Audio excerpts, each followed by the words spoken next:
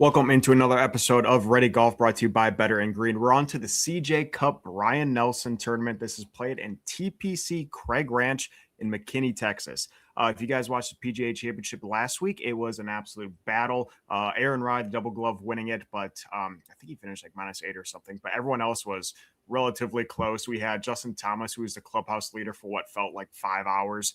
No one could get past that -5 hump. This tournament is going to be completely different. We just talked before the show. There looks like it's going to be weather throughout the country, but looks like tomorrow, Thursday, is going to be pretty wet in Texas, and like I said, pretty much everywhere else in the United States. So rain will be on and off, especially tomorrow. Looks like there's chances on Friday, Saturday, and Sunday. So who knows what's going to happen? That also makes it difficult. But this tournament, if the conditions are well, and honestly, if it's a little wet, it probably helps a little bit more. They're going to eat this one up. It's complete opposite from the PGA Championship. It's going to be a birdie show, a putting contest. Fairways are wide, not a whole lot of penalties here. And just so you guys know, Scottie won this tournament 31 under last year. 31 under compared to, whatever it was last week, -8 with Rai, and everyone else was, pretty far below that. So we're going to get ourselves a complete different tournament. And I guess for that reason, it's not a super heavy and strong field. Scottie is like +150 to win it. So if you're interested in betting Scottie, I know me and Ethan are not going to give that out. We're not going to take a guy at, almost even odds to beat 150 person field or whatever it is. If you want to bet Scott, wait till he, is tied for 30th or 40th after round one and then hit him live at +300, whatever he's going to be. Don't take the +150. That is an absolute criminal bet, even if he is by far the best golfer on the course. So for that reason, everyone else's odds are real nice and juicy. And I hope Scottie wins because I am a Scottie fan. It's been a weird year for him, but like I said, can't take that. Might as well wait for it live. But Ethan, welcome. Do you have anything to add or talk about the course before I send it to you for your first outright winner? No, not much more to add. Like you said, weather could really impact this tournament this weekend. So, I would just proceed with caution. And especially if you're doing like the daily live bets, just make sure you're aware of the weather. I have a lot of other sports going on to where I probably won't be watching this one super close. So I probably won't be doing any live betting just because, if I'm not sure what the weather's doing, then that can make it tough. But did you want me to go with my first? All right. Okay. You mentioned with Scottie +150, not going to give him out here. However, it feels like a tune-up game for Scottie. It's when Alabama schedules Mercer in, week, whatever they do, and just blow their doors off. This is what it feels like for Scottie, just like kind of a get right, get back on track week. So is he going to win? Maybe, but he hasn't been winning really anything. So who knows? I am looking at probably the second biggest name here in the field just by popularity. I'll go Brooks Koepka at 25-1. Took Brooks last week in a head-to-head with Bryson DeChambeau. Easiest cash that you possibly could have had. Bryson was completely terrible. Brooks played pretty well up until Friday. He struggled late, and then I believe he struggled on Sunday as well. But 25-1, like you mentioned, decent price just with Scottie being +150. He has only played this tournament once that I could find, and maybe he played longer back. I think where I look on pga.com, I think it only goes back like 5 or 6 years, but missed cut in 2021. Not really going to put any stock into that. That was so long ago. As for recent form, I'm tied for 55th at the PGA. I had that tied for 11th at Myrtle Beach, tied for 12th at the Masters, 18th at the Valspar, 13th at the Players, 9th at the Cognizant. So he's had some decent results going in. His strokes gained, 27th total, 8th tee to green, 3rd approach, 141st putting. Weak field here. I think Brooks is in desperate need of getting himself a victory as well. Kind of like Scottie, except I think Brooks could use it even more than Scottie. So, I like Brooks +2,500. Yeah, I'll head into my first outright winner here. I'm going to take Ryo Hisasune at +4,700. That's 47-1. Again, kind of just taking a guess on a guy that's played pretty well this year. He has 3 top 10 finishes, all in these kind of smaller field or not as competitive fields. And all 3 of those rounds where he got into the top 10, he has scored very low. Like I said, this is going to be easy course. You're going to have to get, into the probably -20s to compete. He tied for second at the Farmers with -16, tied for eighth at Pebble with -18, tied for eighth at the Valero Texas Open with -13. So just going off of that, I think he's going to go low, and I like him to potentially win this one outright if he can, get that putter hot and, stay low with the rest of the field. So I like how he does on easy courses here. I think it's good odds at 47-1 with Rio Hisasune. Then my long shot guy, like I said, I do watch another show, and he has a whole very, I think, complex little model he does. And in his model, he pumped out just easy courses, birdie courses, putting contest, basically, which is what this course is going to be. And usually Scottie comes out number one. You would think at plus 150 odds, he would be number one by far in the model. He is not. And a guy that I don't even really know much about, to be honest with you, came out number one kind of by a long shot. And that is Eric Cole. He's going to be my long shot bet, 86-1 plus 8,600 here. He has finished fifth here in 2023. Fifth here last year, finished in 23rd the year. I think that was 2023. He has a tied for sixth finish at Myrtle Beach. He's a tied for 14th finish at the Valero. Again, two relatively easy courses there. Again, don't know a whole lot about this golfer, but I think there might be some factors on how he plays in at least the model picking up, how he plays on easy courses, how he plays on courses that have a lot of birdie opportunities. So I'm going to take a shot. Eric Cole. Don't know anything about the guy, but 86-1, maybe throw a couple bucks on it. Yeah, I don't know much about him either, but I was looking at the missed cut market, and he is quite highly at a plus price to miss the cut. So they're telling you he's probably going to make the cut, and then obviously, yeah, if he can putt well, I think that's a good price on somebody that clearly the model had high from what you saw. As my long shot, I'm going to Max McGreevy, 100-1. And again, a guy that I'm not all that familiar with, but 2024, he finished tied for 30th here, gained 15 spots in 2025, tied for 15th. We're going to bet on him to gain 15 more spots this year and finish in first, 100-1. Now, this guy has basically missed the cut or has a fairly decent result. His results where he hasn't missed the cut, tied for 19th at the Houston Open, 32nd at the Zurich, 50th at the Players, 40th at the Cognizant, 29th at Pebble Beach. So, he's not getting top 20s, top 10s, but 100-1 on a guy that has had decent course history here. And then, like I said, he's either missing the cut or giving decent finishes. And then his strokes gain numbers, he's 73rd total. Obviously, in a weak field, he's going to be way higher up than that in the field.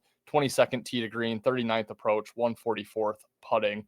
100-1, we'll take a shot with McGreevy. I feel like if it's not going to be Scottie this week, it's just going to be some random long shot guy like McGreevy, a guy that you would probably never think of going in. Yeah, again, it's gross for a guy like me who roots for Scottie every tournament, but it's great for everyone else because the odds are just they're so nice, and I completely agree. I don't think it's either going to be one of the top four: Scottie, Siwoo, Jordan, or Brooks, or it's going to be like a guy you said at 80-1 or higher. So it might be worth sprinkling some guys you think are hot and can do well on these easy courses here. I'll send it back to myself here for a top 20 placement. Again, these are including ties, so no dead heat. I'll just keep it really brief here. I'm going to go back to Rio Hisasune, my winner of this tournament. Like I said, 3 top 10s on very easy courses this year. I like him to finish in the top 20 on what I think is probably the easiest course they're going to play all season. So top 20, you're going to have to go low to get top 20. It's not going to be, an even par top 20 here. He's going to have to shoot in the 20s here, 20 under. But he does well on these easy courses. I'll take him top 20. That is plus 150, plus money there, and I like it quite a bit. I have the same top 20. Rio Hisasune, so makes it easy. And I'll just go over the strokes gain numbers really quick. 29th total, 19th tee to green, 37th approach, 89th putting. So, yeah, everything you just said, pretty decent strokes gain numbers. And again, that is on the PGA Tour, not just in this field. So, much better in the field that we're going to be seeing this weekend. Hisasune, 2-unit banger, plus money there. There you go. Ethan, I'll send it right back to you for a miscellaneous bet. Again, this can be anything you can find on DraftKings, FanDuel, you name it. Underdog doesn't really matter. What do you got for a miscellaneous bet? Yeah, so this one was kind of a stretch here. I didn't want to go with another top 20. I didn't find any matchups that really jumped out. I didn't want to go Scottie with a top 5 at like -300 or whatever. So I looked at the missed cut market, and we're just going to take a stab with Wyndham Clark to miss the cut, plus 174. Feel like Clark is just a guy that either competes or is out of it by Friday. At this specific tournament, hasn't played since 2022. He did miss the cut, though, in 2022. He tied for 39th in 2021. He just missed the cut at the PGA. Other than that, like I said, he was hovering around top 20. Finished 20th at the Zurich, 16th at RBC, 21st at the Masters, missed the cut at the Houston Open, missed the cut at the Valspar. So he's one of those guys. If he's not competing, he's probably not even playing on the weekend. So yeah, it's not necessarily a bet that I'm in love with, but really struggled to find something for our miscellaneous category. And then really quick, just on the strokes gained, he's 93rd total on PGA Tour, putting 132nd, and approach 33rd. Not the greatest numbers. Yeah, I just think with a guy that's as volatile as him, with either plays really good or really bad, we'll take a stab plus 174 Wyndham to miss the cut. Yeah, as a guy who is on Wyndham to win the PGA last week, who I think was +7 after round one, you just might as well just throw that bet away. He's probably throwing clubs like he always does. Yeah, I mean, he's either going to be in a in the playoff to win it, or he's going to blow up. I don't hate that bet. My miscellaneous is also a miscut. Unfortunately, it is against your winner here. I am taking Brooks to miss the cut. Unfortunately, not in love with the bet, but I am interested in these miscut markets here. It's plus 220, the best odds I can find. I know you have them as your outright. I think this is a great opportunity for Brooks. He hasn't been able to play on much signature events in a weaker field here. I think he's third or fourth on the odds to win it on the favorite. I think there's just a lot of expectations for him, and he just doesn't seem to do well on super easy courses. Seems like even when I remember on his PGA, he's winning at he's winning PGA championships. He was, getting close at Augusta, getting close at the Open and the US Open. These easy courses, we've seen it this year. He got cut at Waste Management. I think the winner of the Waste Management was in the 15s or above or lower on the winner there. He got cut at the Zurich, which was a very easy course at -9. He missed the cut. So I think that cut mark could be very similar in this tournament starting tomorrow. He also, last time he played this event was in 2021, I believe. It was on the same course. I think that was right before he went to Live, and he did miss a cut there. So I'm just, I think the pressure is going to be on him a little bit. I think he struggles, like I said, on these easy courses. I'm sorry I went against your winner here, but I don't know. It's either I hope he wins or, he could be done like a Wyndham Clark kind of thing. I think they're kind of very similar categories for this tournament, where they are very live to win it, but they could also explode or implode here. And then to our dog-led parlay, again, this is a two-legger here. I give a leg, Ethan gives a leg, has had some great success on the show so far. I took a page from your book, and I hope I didn't steal your bet here. I did fall for the Scottie trap, and I took Scottie top 5. I found it on FanDuel. I don't know if that's including on ties. I'll have to look that up. But I saw -230 on FanDuel. Scottie top 5. He has 6 top 5s this season. He's won it in 2025. I believe in 2023 he came in 5th at this tournament. Again, this is a tournament where if you bet on Scottie, you're going to be pissed when he finishes second for I think like the 3rd time this year. But he's going to be in the mix. I mean, who are we kidding? It's Scottie. He's going to be in the mix. Probably will win it, but I can't see him falling outside the top 5. I know it's a pretty gross bet, but for a parlay leg, I'll jump on it. Yeah, not my bet. And definitely don't hate that at all for the parlay leg. I was just saying I didn't want to give it out miscellaneous at the odds. But yeah, unfortunately, we'll go back to head-to-head. I have Koepka top 20 at even odds here. And really, I mean, Koepka, it's going to come down to, and it does every week, and you and I both know it, it's going to come down to his putting. If he putts well, which is a lot of this course, he's going to compete. If he's putting like he did at the Waste Management, he's probably going to get cut. So I think he's improved his putting enough to where he can compete, get a top 20. But again, if he is putting like, he was 2 months ago, then yeah, my faith in Brooks is not super high. So unfortunately, we are going a little bit head to head, but good for the show. We don't go head to head too often on the show. We were in sync with Rio here, so against each other here on Brooks. Makes for a good episode where people can kind of decide where they're at. Yeah, exactly. And hopefully you guys can pick a side, and hopefully we can at least produce one winner there. And hopefully, the weather holds out. And for me, maybe a little excited. I do love taking birdie props on the rounds, as well as whole scores take birdie. The odds are probably going to be crap, but I could definitely be tempted on taking some guys to birdie a couple holes, multiple holes in a round.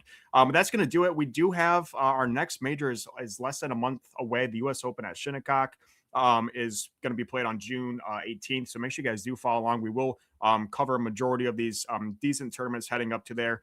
Yeah, it looks like we got a couple good ones coming up. So we'll definitely keep our golf content out, and hopefully get back into our winning ways for our third major of the year at the U.S. Open. But we appreciate you guys. Make sure you guys do follow along over our page. Ethan is posting daily NBA videos, MLB videos. Ben and Bobby are doing MMA. We're right around the corner. I know it's kind of crazy to say, but right around the corner from football season. I know it's going to come quicker than you think. And then, it's World Cup this year. And we do have some World Cup content hopefully coming for you. We do have a World Cup specialist in Aaron here. So hopefully we can get some more content for you guys. But make sure you guys do follow along. Give us a subscription. Ethan, go ahead. Yeah, just want to quick say, you touched on the daily shows, but probably my strongest NBA play going tonight in the NBA Finals. So I do have a video out, so just make sure you check that one out. If no other day, make sure it's today. But just want to get that out there.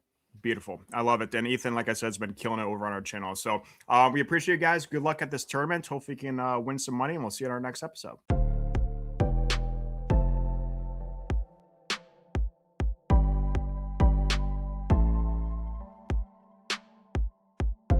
Welcome to better win green, eh?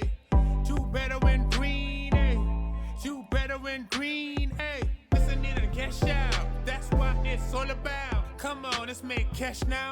We always on spot and we cover all spot from the bottom to the top. Hey, shout out to Ethan, shout out to Wyatt, shout out to Ben.